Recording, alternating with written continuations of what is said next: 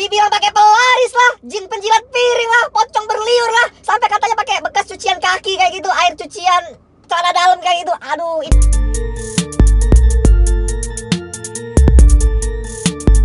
Halo, what's up guys? Lama juga kita nggak ketemu ya, udah lama kali aku nggak upload video kan. Maklum guys, lagi sibuk aku soalnya lagi bantu-bantu Jakarta kan, lagi banjir kan, semua nganyut kan, celana dalam, celana luar, kutang, BH, kos dalam, kos oblong, kos bolong, sampai kenangan-kenangan mantan aja ikut nganyut kan, pusing kali aku kan.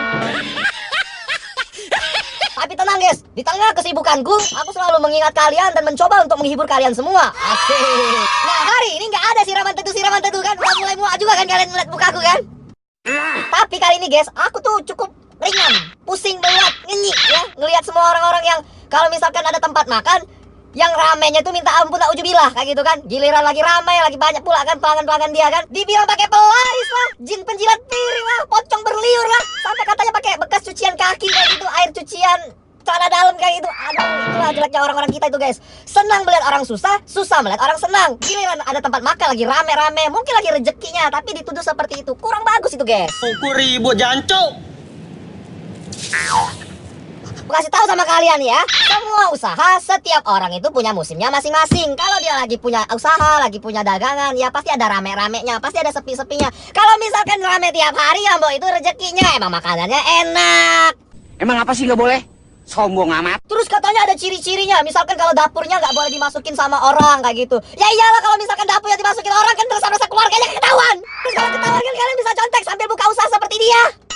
Kesel deh. Terus ada lagi katanya kalau misalkan makan di situ enak banget, kalau misalkan dibungkus nggak enak lagi. Ya iyalah, kalau makanan dibungkus mah nggak ada yang enak, Bambang. Goblok. Ya kan pasti ngeresep sama kuahnya, sama plastiknya, sama bungkusnya. Entahlah itu ya, apakah itu benar atau tidak, kita tidak perlu memikirkan hal seperti itu. Kalaupun dia pakai jin pelari segala macam, terus bagaimana dengan makanan kita? Terus nanti katanya kalau misalkan makanan itu ada jin pelari segala macam, efek sampingnya ke kesehatan kita segala macam, kotor lah, nggak higienis segala macam.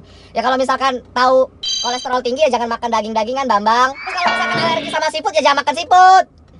Makan kecoa, makan kecoa. Jadi kesel deh saya. Tapi kayak gini teman-teman, semua makanan yang mungkin mengandung pelaris itu ya mungkin ya, itu bisa dinetralisir dengan cara satu, berdoa sebelum makan, jangan selfie, japra. Karena percayalah, doa itu bisa mengubah segala sesuatu menjadi lebih baik guys. Jadi kalau misalkan sebelum makan, alangkah baiknya berdoa, Allahumma barik lana fima razaqtana wa qina azabannar. Atau berdoanya seperti ini kalau misalkan bukan umat muslim kayak gitu ya, Tuhan terima kasih atas makanan dan minuman ini, sucikan dan berkati, amin. Gitu guys, jadi kita tuh harus punya kepercayaan bahwa segala sesuatu yang didoakan terlebih dahulu tuh akan menjadi lebih baik ya. Semua tuh berawal dari mindset kita. Kalau misalkan kita mindsetnya makanan ini nggak enak, hingga higienis, bakal jadi penyakit, ya jadinya kayak gitu, sesuai dengan apa yang kau percayai. Tapi kalau misalkan kau berdoa, semoga makanan ini menjadi lebih baik, segala macam, mindset kita berubah menjadi lebih baik, dan makanan itu juga toh menjadi sehat untuk kita. Begitu bos. Gitu aja ya vlog hari ini ya. Pokoknya kayak gitulah guys ya. Semoga kita semua diberkati sama Tuhan.